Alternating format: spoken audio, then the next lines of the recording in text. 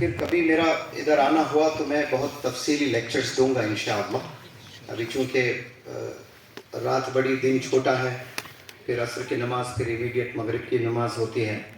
بہرحال میں دونوں تک پہنچنے کی کوشش کیا. ینگسٹرز اور لڑکیوں کی طرف بھی میں نے اشارہ کیا، بتایا کہ آپ لوگ کا وقت کتابوں میں ہونا چاہیے. جو لڑکیاں اپنا پیسہ کاسمیٹکس سنورنے میں، صورت کو بنانے میں ٹائم اور پیسہ انویسٹ کرتی ہیں، وہ تمام لڑکیوں سے میں اپیل کرتا ہوں کہ وہی ٹائم، وہی انرجی آپ اپنے سیرت کو سنوارنے میں لگائیں، تو پھر انشاءاللہ آپ کو کامیابی یہاں بھی ملے گی اور روز قیامت میں بھی ملے گی. اور ینگسٹرز کو میں بتانے کی کوشش کر رہا تھا کہ ایک خوبصورت لڑکی کے لو لیٹر سے آپ پگلا جاتے ہو، تو اللہ سبحانہ و تعالیٰ نے بھی ایک لو لیٹر لکھا ہے، اس کو کبھی پکڑو، چھوؤ، کھولو. اور علماء حضرات کے خدمات میں رہ کر اس قرآن مجید کے بڑی خوبصورت آیتیں ہیں، وہ سمجھنے کی ہم اگر کوشش کرتے ہیں انشاءاللہ تو ہم گناہوں سے بچیں گے. اور بہت سے ایسی گناہیں ہیں، اس کے علاوہ غلطیاں بھی ہم لوگ کرتے ہیں. اور ینگسٹرز بالخصوص میں میسیج دینا چاہتا ہوں اس پلیٹ فارم سے. مجھے یہاں آئے ہوئے 2 دن ہوئے ہیں، اور 2 دن میں کچھ حضرات سے ملاقات کیا، اور مجھے یہ پتہ چلا ہے کہ جموں اینڈ کشمیر میں قریب 100 کروڑ لوگ رہتے ہیں. اور مولانا حذیفہ صاحب کے علم میں بھی لے آنا چاہتا ہوں، ان 100 کروڑ میں 13 لاکھ نوجوان بچے ڈرگز میں ملوث ہیں. اور یہ 13 لاکھ بہت کم وقت میں آپ کو کوئی آرٹیکل میں دکھ جائے گا کہ 25 لاکھ ہو چکے ہیں.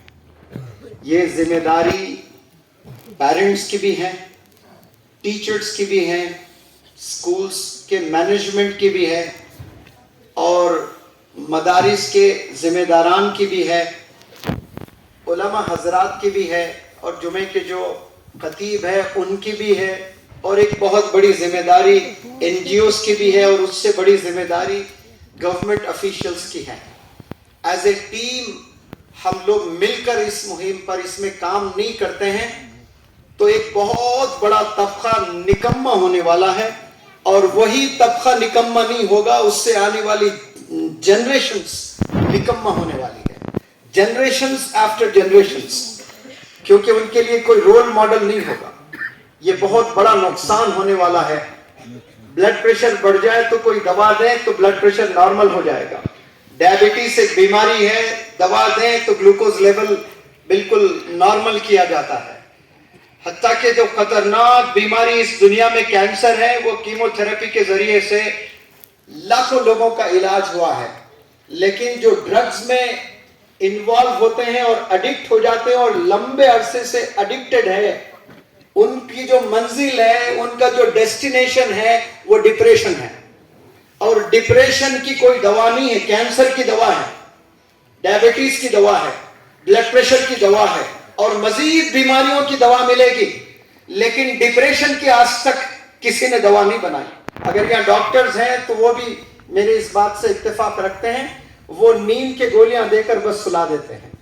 ایسے کئی نوجوان MBBS ڈاکٹرز بننے ہی والے تھے، 4th ایئر کے اسٹوڈنٹس ڈپریشن میں جا کر ڈاکٹرز نے ایسی دوائیں دی، لڑکی ایسی سند اور کند ہو گئی ہے کہ وہ سیدھے کھڑے بھی نہیں ہو سکتی ہے، بات بھی نہیں کر پا رہی ہے.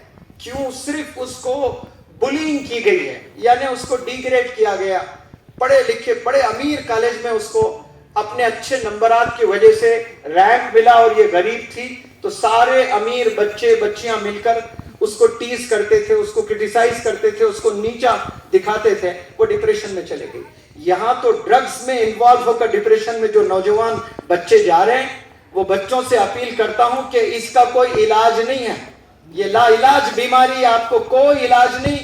آپ شادی کرو گے 25 سال میں جا کر، بیوی ہوگی، بچے ہوں گے، بیوی کے ساتھ دھوکا ہوگا، بچوں کو کوئی خوشی نہیں دے سکتے، آپ بچوں کو اچھی تعلیم نہیں دے سکتے.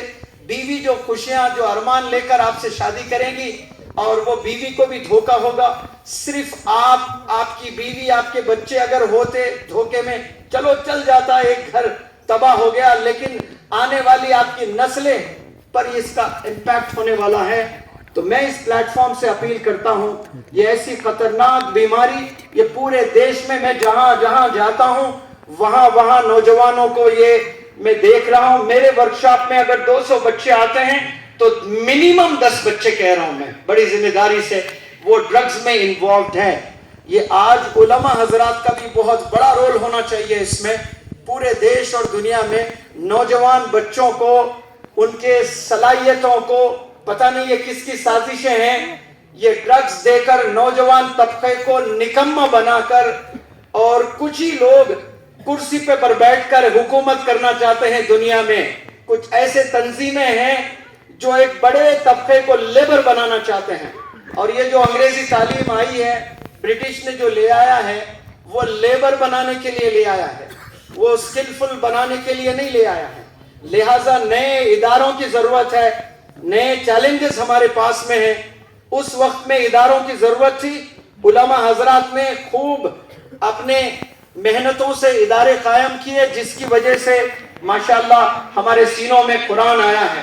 اب نیا چیلنج ہے اور نئے چیلنجز کو سمجھتے ہوئے ہم نے نئے قدم بڑھانے ہیں، نئے قدم آگے بڑھانے ہیں. اور اس میں سمجھتا ہوں آپ کے والد محترم مولانا غلام صاحب وستانوی، آپ اس دیش کے ہی نہیں، پہلے میں دیش کے کہا کرتا تھا، اس دیش کے پہلے عالم دین ہیں جو میڈیکل کالج قائم کیے ہیں.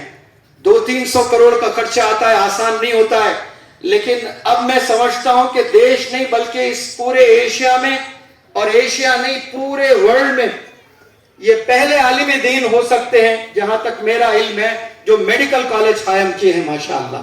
اور ایک نہیں 5 میڈیکل کالجز کیے ہیں اور D Ed B Ed M Ed colleges چلاتے ہیں. کون عالم دین؟ B Pharm D Pharm B Pharm M Pharm چلاتے ہیں. کون؟ عالم دین.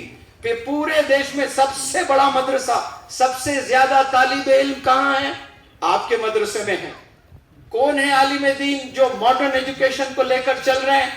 آپ کے ابا حضور. عقل کنواں کبھی جانا ہوتا ہے، جنگل ہے، کچھ نہیں ہے جنگل کے علاوہ. سڑک کے اس پار سارے ماڈرن ایجوکیشن انسٹیٹیوٹس اور سڑک کے اس پار سارے مدارس اور سارے بہترین مدرسے کے انسٹیٹیوٹس ہیں. تو آج نئے قدم اٹھانے ہیں اور نئے چیلنجز ہیں. اس پلیٹ فارم سے میں سارے سننے والے دیکھنے والے سوشل میڈیا پر بھی اپیل کرتا ہوں، نئے اداروں کی ضرورت ہے. انشاءاللہ پھر وقت ملے میں یہاں آؤں گا اور لیکچرز دوں گا.